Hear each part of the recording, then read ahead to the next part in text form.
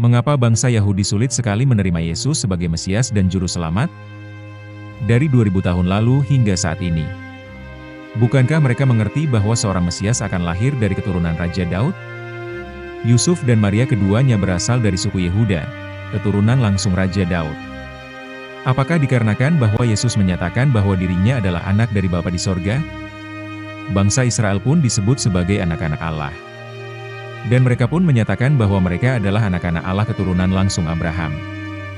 Jadi, apanyakah yang aneh? Ahli Farisi mengatakan bahwa Yesus menggunakan kuasa dari iblis. Apakah ada di dalam Tenak, atau kitab-kitab Perjanjian Lama, yang mengatakan iblis, atau setan, ataupun para nabi pengikutnya menolong umat manusia? Bukankah mukjizat-mukjizat yang dikerjakan Tuhan Yesus untuk menolong orang banyak? Adakah bukti yang mereka dapatkan Yesus mencelakakan orang? Tentu saja tidak ada. Dan yang terakhir tentu saja Yesus dikatakan membatalkan, meniadakan, ataupun mengurangi apa yang tertulis di hukum Taurat. Dan inilah yang Torah 30 menit akan bahas. Suatu ketika Yesus berkhotbah kepada murid-murid di bukit. Ia sedang menyampaikan suatu pesan. Salah satunya sebagai berikut. Janganlah kamu menyangka. Apakah maksud dari pernyataan tersebut? Terlihat Yesus sedang mengklarifikasikan sesuatu kepada murid-murid. Pertanyaannya adalah, mengapa? Dikarenakan ada orang-orang yang hidup pada masa tersebut, yang melakukan tuduhan palsu, atau memfitnahnya. Apakah hal yang difitnahkan terhadap diri Tuhan Yesus Kristus? Bahwa Yesus datang untuk membatalkan hukum Taurat. Sehingga ia harus menjelaskan, dan mengklarifikasikan kepada murid-murid, bahwa Bapa di sorga mengutusnya bukanlah untuk membatalkan Taurat. Yang berarti bahwa itu semua adalah tuduhan palsu. Tetapi mengapa penting sekali klarifikasi tersebut? Suatu ketika Yesus bertanya kepada ahli-ahli Taurat, dan orang-orang Farisi. Apakah diperbolehkan menyembuhkan orang pada hari Sabat? Ini adalah suatu pertanyaan yang sebenarnya mempertanyakan dasar hukum yang digunakan bangsa Yahudi. Tahukah Anda, agama Yahudi melarang melakukan kegiatan seperti mengangkat tilam, bepergian jauh, atau bahkan aktivitas berat seperti menyembuhkan di hari Sabat. Dari mana semua larangan ini berasal?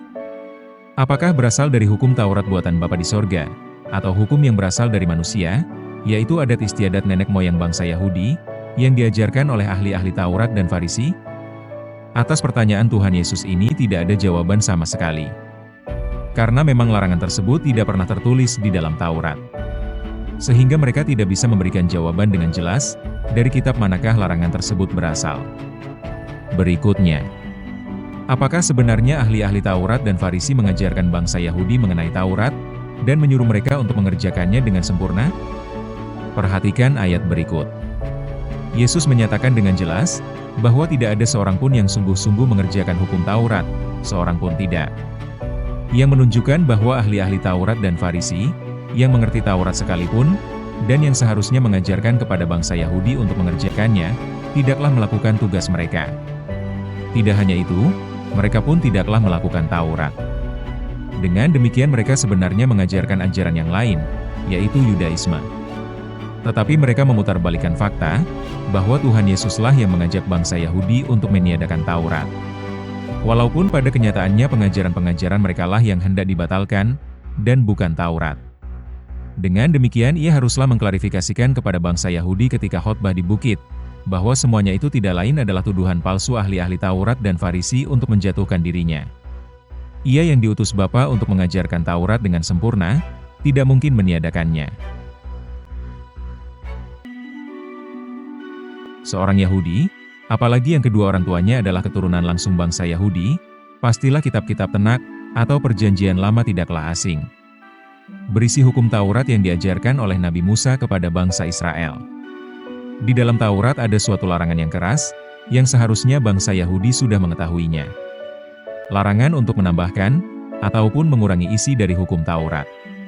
Apa yang ditulis oleh Nabi Musa itulah yang harus dikerjakan, tidak boleh lebih ataupun kurang, haruslah sesuai. Di Ulangan 13 tertulis suatu peringatan, ataupun nubuatan, ribuan tahun sebelum kelahiran Yesus, yang mana sekali lagi bangsa Yahudi pastilah mengetahui isi nubuatan tersebut. akan hadirnya seorang nabi, yang menyatakan dirinya utusan Bapa di sorga. Nabi ini bukanlah nabi biasa-biasa saja, melainkan dapat mengadakan mukjizat-mukjizat, atau tanda-tanda ajaib.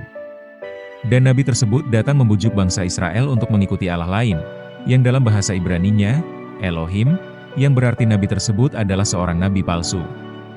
Apakah tujuan Elohim lain ini sebenarnya? Ulangan 13 ayat 4 menjelaskan, bahwa Tuhan Allahmu lah yang harus ikuti. Apanyakah yang harus diikuti? Perintah-perintahnya yaitu hukum Taurat.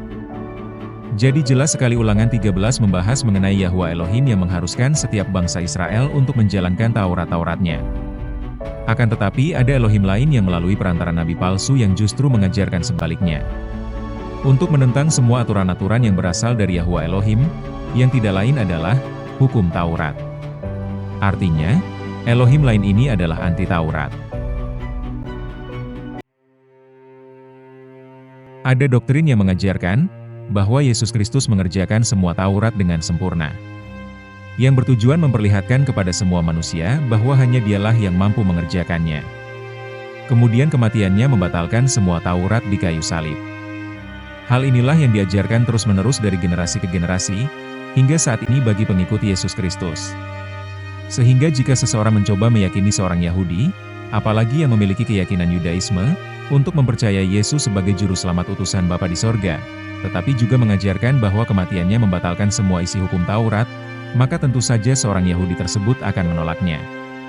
Karena ia akan teringat dengan peringatan yang tertulis di Ulangan 13 ayat 1. Jika seseorang yang menyatakan dirinya utusan Bapa di sorga, dan mengadakan mukjizat di muka bumi ini, tetapi kematiannya justru untuk membatalkan Taurat, maka sudah jelas nabi tersebut adalah palsu. Torah 30 menit dengan tegas menyatakan tidak setuju dengan doktrin tersebut. Tuduhan bahwa Yesus membatalkan Taurat jelas merupakan tuduhan palsu yang sudah ada sejak 2000 tahun lalu. Yaitu masa ketika Yesus Kristus masih hidup. Kedatangan ataupun kematiannya, tidaklah pernah ditujukan untuk membatalkan Taurat. Tetapi tuduhan palsu tersebut, yang sudah diklarifikasikan oleh Yesus sendiri, tetap ada hingga saat ini. Dan diajarkan turun-temurun, dari generasi ke generasi. Jika seseorang hendak menginjili seorang Yahudi, apalagi yang memiliki keyakinan, Yudaisme, untuk percaya bahwa Yesus adalah seorang juru selamat, seharusnya mengatakan apa yang tertulis di dalam Alkitab. Yesus Kristus utusan Bapa di sorga, mempunyai tugas yang sama seperti Nabi Musa, yaitu mengajarkan Taurat dengan sempurna, dan meniadakan semua pengajaran-pengajaran yang berasal dari manusia, yang mensejajarkan aturan tersebut dengan Taurat. Yang harus direnungkan adalah, jika menambahkan, atau mengurangi Taurat akan menerima konsekuensi yang berat. Bagaimana jika seseorang mengajarkan untuk membatalkannya? Terima kasih, Tuhan Yesus memberkati.